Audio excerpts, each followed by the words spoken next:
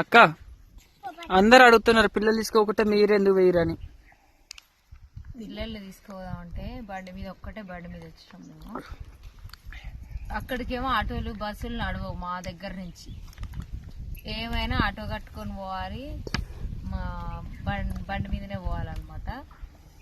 అందుకే పిల్లల్ని తీసుకోలేకుండా పోయినాం అనమాట. ఇప్పుడు నేనైతే ఈరోజు ₹1 కూడా దానికి డబ్బులు లేవు అనమాట. ఆటో అన్నా కట్టుకొని పోదామంటే అలాంటి పరిస్థితులలో ఉన్నాం. ఇంకా ఎవరికి ఏ బొమ్మలు కూడా కొనియలేదు అనమాట. ఏం కొనలకు పేలాలు తప్ప.